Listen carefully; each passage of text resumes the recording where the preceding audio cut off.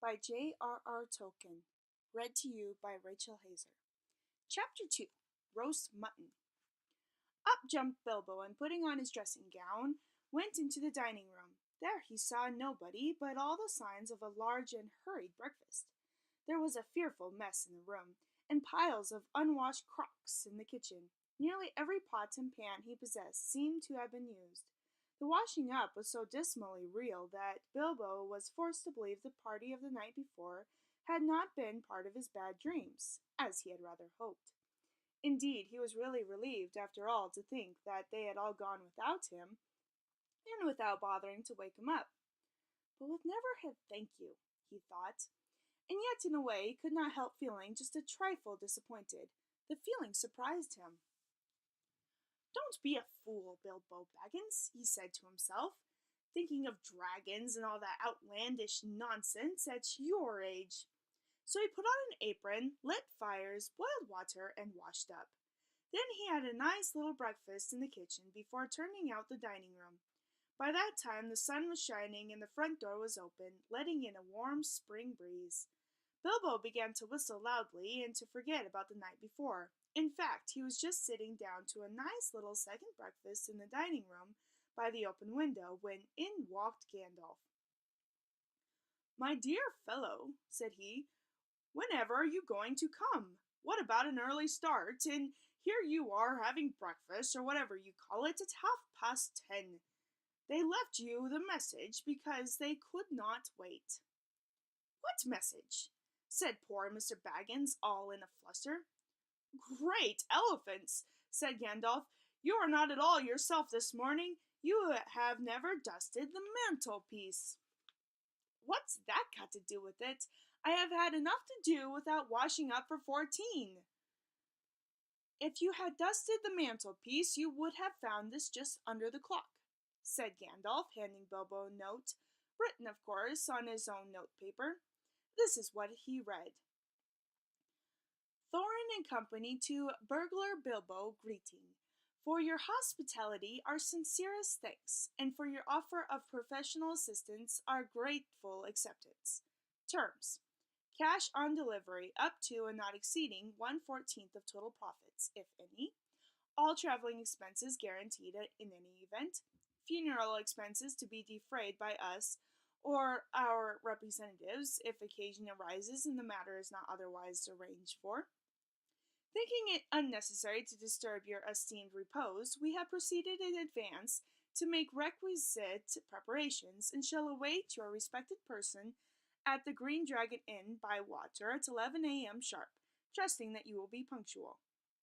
We have had the honor to remain yourselves deeply, Thorin and Company."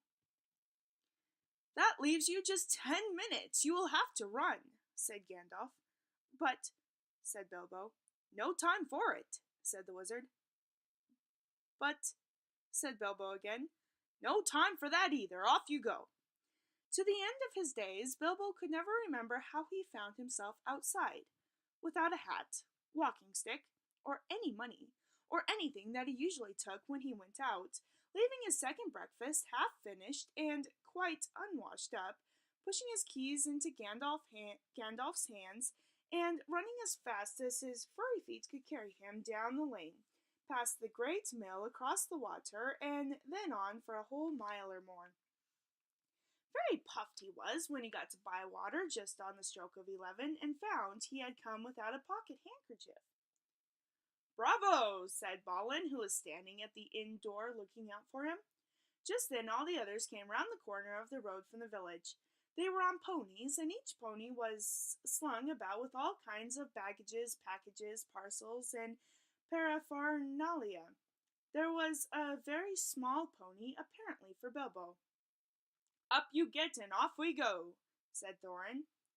"I'm awfully sorry," said Bilbo, "but I have come without my hat, and I have left my pocket handkerchief behind, and I haven't got any money. I didn't get your note until after 10:45, to be precise." "Don't be precise," said Dwalin, "and don't worry. You'll have to manage without pocket handkerchiefs and a good many other things before you get to the journey's end. As for a hat, I've got a spare hood and cloak in my luggage." That's how they all came to start, jogging off from the inn one fine morning just before May on laden ponies, and Bilbo was wearing a dark green hood, a little weather-stained, and a green cloak borrowed from Dwalin. They were too large for him, and he looked rather comic. What his father Bungo would have thought of him, I daren't think. His only comfort was he couldn't be mistaken for a dwarf, as he had no beard. They had not been riding very long when up came Gandalf, very splendid, on a white horse. He had brought a lot of pocket handkerchiefs and Bilbo's pipe and tobacco. So after that, the party went along very merrily, and they told stories or sang songs as they rode forward all day, except, of course, when they stopped for meals. These didn't come quite as often as Bilbo would have liked them, but still he began to feel that adventures were not so bad after all. At first they had passed through Hobbit lands, a wild, respectable country inhabited by decent folk, with good roads, an inn or two, and now and then a dwarf or a farmer ambling by on business. Then they came to lands where people spoke strangely and sang songs Bilbo had never heard before. Now they had gone on far into the lone lands, where there were no people left, no inns, and the roads grew steadily worse. Not far ahead were dreary hills rising higher and higher, dark with trees. On some of them were old castles with an evil look, as if they had been built by wicked people. Everything seemed gloomy, for the weather that day had taken a nasty turn. Mostly it had been as good as May can be, even in merry tales, but now it was cold and wet. In the lone lands they had to camp when they could, but at least it had been dry. "To think it will soon be June," grumbled Bilbo as he splashed along behind the others in a very muddy track. It was after tea time, it was pouring with rain, and had been all day. His hood was dripping into his eyes, his cloak was full of water, the pony was tired and stumbled on stones, the others were too grumpy to talk. "And I'm sure the rain has got into the dry clothes and into the food bags," thought Bilbo. "Bother burgling and everything to do with it. I wish I was at home in my nice hole by the fire, with the kettle just beginning to sing." It was not the last time that he wished that. Still, the dwarves jogged on, never turning around or taking any notice of the hobbit. Somewhere behind the gray clouds the sun must have gone down, for it began to get dark. Wind got up, and the willows along the river bank bent and sighed. I don't know what river it was, a rushing red one swelling with the rains of the last few days that came down from the hills and mountains in front of them.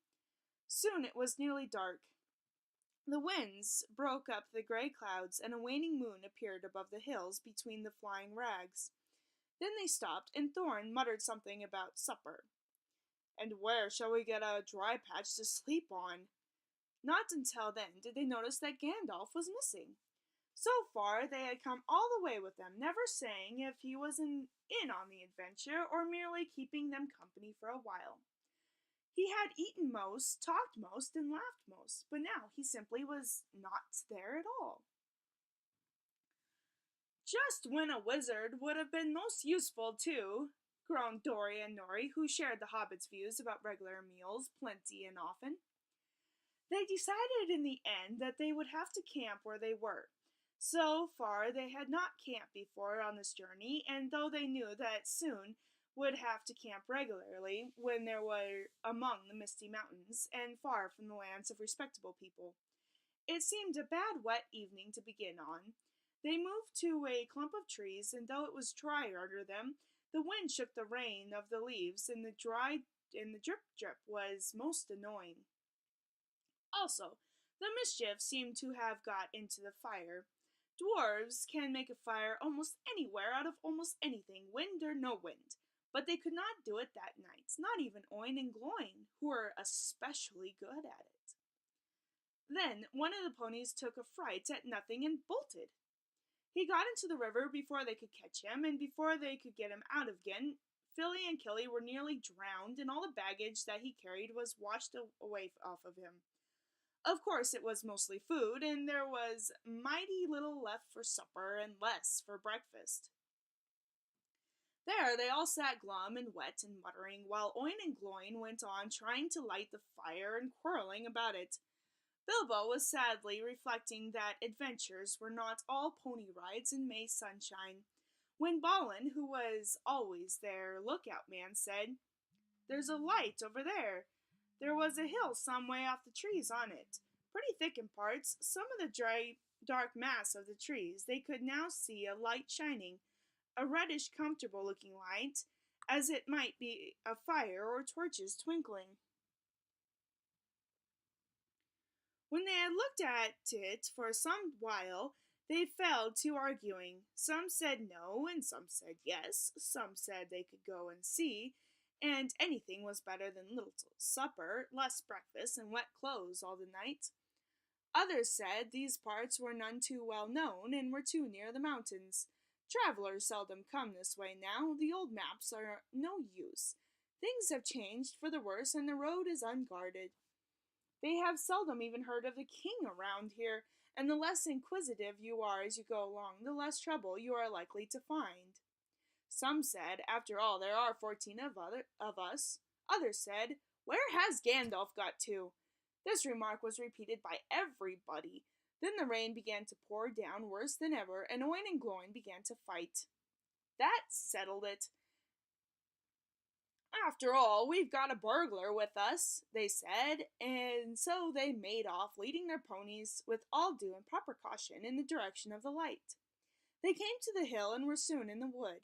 Up the hill they went, but there was no proper path to be seen, such as might lead to a house or a farm, and do what they could. They made a deal of rustling and crackling and creaking, and a good deal of grumbling and dratting as they went through the trees in the pitch dark. Suddenly the red light shone out very bright through the tree trunks not far ahead. "Now it is the burglar's turn," they said, meaning Bilbo. "You must go on and find out all about that light and what it is for, and if all is perfectly safe and canny," said Thorin to the hobbit, "now scuttle off and come back quick. If all is well, if not, come back if you can. If you can't, hoot twice like a barn owl and once like a screech owl, and we will do what we can." Off Bilbo had to go, before he could explain that he could not hoot even once like any kind of owl, any more than fly like a bat. But at any rate, hobbits can move quietly in woods, absolutely quietly. They took pride in it, and Bilbo had sniffed more than once at what he called all this dwarvish racket. As they went along, though I don't suppose you or I would notice anything at all on a windy night, not if the whole cavalcade had passed 2 feet off. As for Bilbo walking primly towards the red light, I don't suppose even a weasel could have stirred a whisker at it. So naturally he got right up to the fire, for fire it was, without disturbing anyone, and this is what he saw. 3 very large persons sitting round a very large fire of beech logs. They were toasting mutton on long spits of wood and licking the gravy off their fingers. There was a fine toothsome smell. Also there was a barrel of good drink at hand, and they were drinking out of jugs. But they were trolls, obviously trolls. Even Bilbo, in spite of his sheltered life, could see that. From the great heavy faces of them, and their size, and the shape of their legs, not to mention their language, which was not a drawing-room fashion at all. "Mutton yesterday, mutton today, and blimey if it don't look like mutton again tomorrow," said one of the trolls. "Never a blinking bit of man-flesh have we had for long enough," said a second. "What the hell William was a-thinking of to bring us into these parts at all beats me, and the drink running short, what's more," he said, jogging the elbow of William, who was taking a pull at his jug. William choked. "Shut your mouth," he said as soon as he could. "You can't expect folk to stop here forever just to be at by you and Bert. You've got at the village and half of between you since we came down from the mountains. How much more do you want? And time's been up our way when you have said thank your bill for a nice bit of fat valley mutton like what this is." He took a big bite of the sheep's leg he was toasting and wiped his lips on his sleeve. Yes, I'm afraid trolls do behave like that, even those with only one head each. After hearing all this, Bilbo ought to have done something at once. Either he should have gone back quietly and warned his friends that they were 3 fair-sized trolls at hand in a nasty mood, quite likely to try toasted dwarf or even pony for a change, or else he should have done a bit of good, quick burglaring. A really first-class and legendary burglar would at this point have picked the troll's pockets. It is nearly always worthwhile, if you can manage it. Pinched the very mutton off the spits, purloined the beer, and walked off without their noticing him. Others, more practical, but with less professional pride, would perhaps have stuck a dagger into each of them before they observed it. Then the night would have been spent cheerily. Bilbo knew it. He had read of good many things he had never seen or done. He was very much alarmed as well as disgusted. He wished himself 100 miles away, and yet somehow he could not go straight back to Thorn and Company empty-handed. So he stood and hesitated in the shadows. Of the various burglars' proceedings he had heard of, picking the troll's pockets seemed to be least difficult. So at last he crept behind a tree just behind William. Bert and Tom went off to the barrel. William was having another drink. Then Bilbo plucked up the courage and put his little hand in William's enormous pocket. There was a purse in it as big as a bag to Bilbo. Ha, he thought, he warming up to his new work as he lifted it carefully out. This is a beginning. It was. Trolls' purses are the mischief, and this was no exception. Who are you? It squeaked as it left the pocket, and William turned around at once and grabbed Bilbo by the neck before he could duck behind the tree. Blimey, Bert, look what I've coped, said William. What is it? Said the others, coming up. I mean, if I knows, what are yer? Bilbo Baggins, Hobbit, said poor Bilbo, shaking all over and wondering how to make owl noises before they throttled him. Borough Hobbit? And they, a bit startled. Trolls are slow in the uptake and mighty suspicious about anything new to them. What's a borough hobbit got to do with my pocket, anyways? Said William. And can you cook 'em? Said Tom. You can try, said Bert, picking up a skewer. He wouldn't make above a mouthful, said William, who had already had a fine supper, not when he was skinned and boned.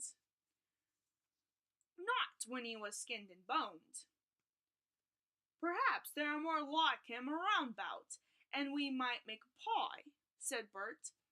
Here you, are there any more of your sort a-sneaking in these woods, you nasty little rabbit? And he, looking at the hobbit's furry feet, and he picked him up by the toes and shook him. Yes, lots, said Bilbo before he remembered not to give his friends away. No, not at all, not one, he said immediately afterwards. What do you mean? Said Bert, holding him right away up by the hair this time. What I say, said Bilbo, gasping, and please don't cook me, kind sirs. I am a good cook myself, and cook better than I cook, if you see what I mean. I'll cook beautifully for you, a perfectly beautiful breakfast for you, if only you won't have me for supper. Poor little blighter, said William, who had already had as much supper as he could hold. Also, he had lots of beer. Poor little blighter, let him go. Not till he says what he means by lots and none at all, said Bert. I don't have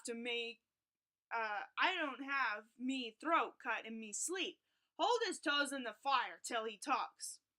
I won't have it, said William. I caught him anyway. You're a fat fool, William, said Bert, as I've said afore this evening. And you're a lout, and I won't take that from you, Bill Huggins, said Bert, and put his fist in William's eye. Then there was a gorgeous row. Bilbo had just enough wits left when Bert dropped him on the ground to scramble out of the way off their feet. Before they were fighting like dogs and calling one another all sorts of perfectly true and applicable names in very loud voices. Soon they were locked in one another's arms and rolling nearly into the fire, kicking and thumping, while Tom whacked at them both with a branch to bring them to their senses, and that, of course, only made them madder than ever. That would have been the first time for Bilbo to have left. But his poor little feet had been squashed in Bert's little big paw, and he had no breath in his body, and his head was going round, so there he lay for a while panting, just outside the circle of firelight. Right in the middle of the fight, up came Balin. The dwarves had heard the noises from a distance, and after waiting for some time for Bilbo to come back, or to hoot like an owl, they started off one by one to creep towards the light as quietly as they could. No sooner did Tom see Balin come into the light than he gave an awful howl. Trolls simply detest the very sight of dwarves uncooked. Bert and Bill stopped fighting immediately, and "A sack, Tom, quick!" they said, before Balin, who was wondering where in all this commotion Bilbo was, knew what was happening. A sack was over his head, and he was down. "There's more to come yet," said Tom, "or I'm mighty mistook. Lots and none at all it is," said he. "No burra hobbits, but lots of these here dwarves. That's about the shape of it." "I reckon you're right," said Bert, "and we'd best get out of the light." And so they did, with sacks in their hands, and they used for carrying off mutton and other plunder. They waited in the shadows, as each dwarf came up and looked at the fire and the spilled jugs and the gnawed mutton in surprise. Pop! Went a nasty smelling sack over his head, and he was down. Soon Dwalin lay by Balin, and Philly and Killy together, and Dory and Nori and Ori all in a heap, and Oin and Gloin and Biffer and Boffer and Bomber piled uncomfortably near the fire. "That'll teach 'em," said Tom, for Biffer and Bomber had given a lot of trouble and fought like mad, as dwarves will when cornered. Thorin came last, and he was not caught unawares. He came expecting mischief, and didn't need to see his friend's legs sticking out of sacks to tell him that things were not all well. He stood outside in the shadows some way off and said, "What's all this trouble? Who have been knocking my people about?" "It's trolls," said Bilbo from behind a tree. They had forgotten all about him. "They're hiding in the bushes with sacks," said he. "Oh, are they?" said Thorin. He jumped forward to the fire. Before they could leap on him, he caught up a big branch, all on a fire at one end, and Bert caught that end in the eye before he could step aside. They put him out of the battle for a bit. Bilbo did his best. He caught hold of Tom's leg as well as he could. It was thick as a young tree trunk. But he was sent spinning up into the top of some bushes, when Tom kicked the sparks up in Thorin's face. Tom got the branch in his teeth for that, and lost one of his front ones. It made him howl, I can tell you. But just at that moment, William came up behind and popped the sack right over Thorin's head and down to his toes. And so the fight ended. A nice pickle they were all in now, all neatly tied up in sacks, with 3 angry trolls and 2 with burns and bashes to remember, sitting by them, arguing whether they should roast them solely or mince them fine and boil them, or just sit on them one by one and squash them into jelly. And Bilbo up in a bush, with his clothes and skin torn, not daring to move for fear they should hear him. It was just then that Gandalf came back, but no one saw him. The trolls had just decided to roast the dwarves now and eat them later. That was Bert's idea, and after a lot of arguing, they had all agreed to it. "No good roasting 'em now, it'll take all night," said a voice. "Oh. No good roasting 'em now, it'll take all night," said a voice. Bert thought it was William's. "Don't start the argument all over again, Bill," he said. "It will take all night." "Who's arguing?" said William, who thought it was Bert who had spoken. You are, said Bert. You're a liar, said William, and so the argument began all over again. In the end, they decided to mince them fine and boil them. So they got a black pot and they took up their knives. No good boiling 'em. We ain't got no water, and it's a long way to tell to the well and all, said a voice. Bert and William thought it was Tom's. Shut up, said they, or we'll never have done, and you can fetch the water yourself if you say any more. Shut up yourself, said Tom, who thought it was William's voice. Who's arguing but you, I'd like to know. You're a booby, said William. Booby yourself, said Tom. And so the argument began all over again and went on hotter than ever, until at last they decided to sit on the sacks one by one and squash them, and boil them next time. Who shall we sit on first? Said the voice. Better sit on the last fellow first, said Bert, whose eye had been damaged by Thorin. He thought Tom was talking. Don't talk to yourself, said Tom, but if you wants to sit on the last one, sit on him. Which is he? The one with the yellow stockings, said Bert. Nonsense, the one with the gray stockings, said a voice like William's. I made sure it was yellow, said Bert. Yellow it was, said William. Then what did you say it was gray for? Said Bert. I never did. Tom said it. That I never did, said Tom. It was you.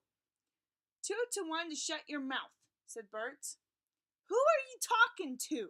Said William. Now stop it. And Tom and Bert together.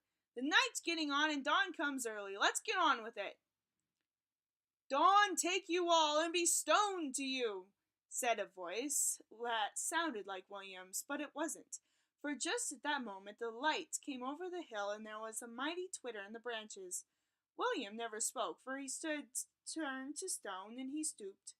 And Bert and Tom were stuck like rocks as they looked at him, and there they stand to this day, all alone, unless the birds perch on them.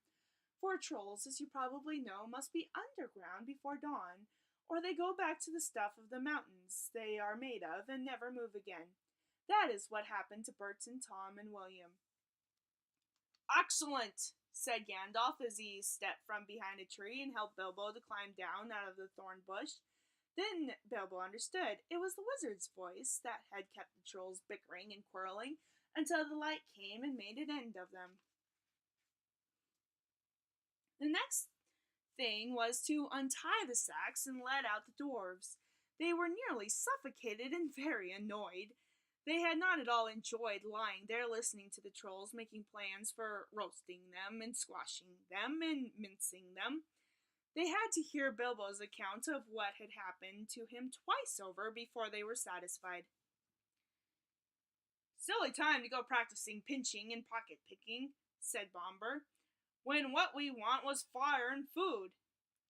And that's just what you would have got of those things without a struggle in any case, said Gandalf. Anyhow, we are wasting time now. Don't you realize that the trolls must have a cave or a hole dug somewhere near to hide from the sun in? We must look into it.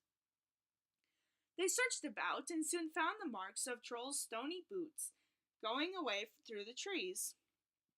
They followed the tracks up the hill until hidden by bushes they came on a big door of stone leading to a cave. But they could not open it, not though they all pushed, while Gandalf tried various incantations. Would this be any good?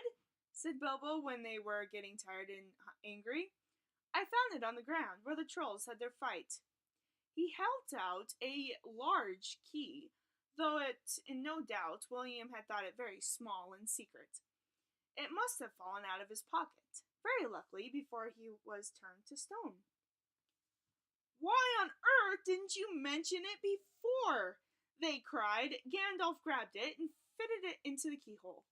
Then the stone doors swung back with one big push, and they all went inside.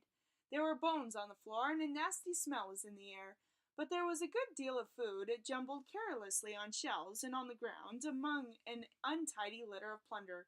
of all sorts, from brass buttons to pots full of gold coins standing in a corner. There were lots of clothes, too, hanging on the walls, too small for trolls. I am afraid they belonged to victims, and among them were several swords of various makes, shapes, and sizes. Two caught their eyes particularly because of their beautiful scabbards and jeweled hilts. Gandalf and Thorin each took one of these, and Bilbo took a knife in a leather sheath. It would have made only a tiny pocket knife for a troll, but it was as good as a short sword for the hobbit. "These look like good blades," said the wizard, half drawing them and looking at them curiously. "They were not made by any troll, nor by any smith among men in these parts and days, but when we can read the runes on them we shall know more about them." "Let's get out of this horrible smell," said Philly.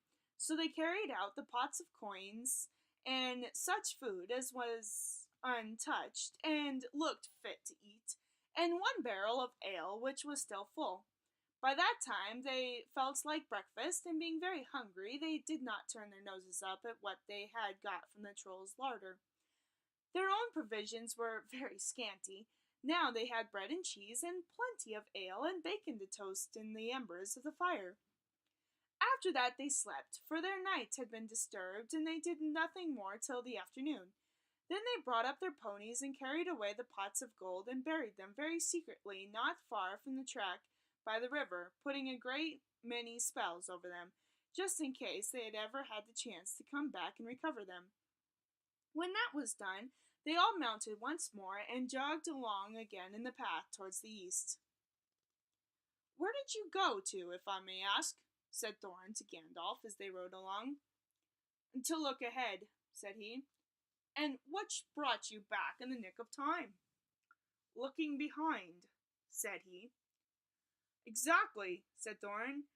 "But could you be more plain?" "I went on to spy out our road, but it will soon become dangerous and difficult. Also, I was anxious about replenishing our small stock of provisions. I had not gone very far, however, when I met a couple of friends of mine from Rivendell."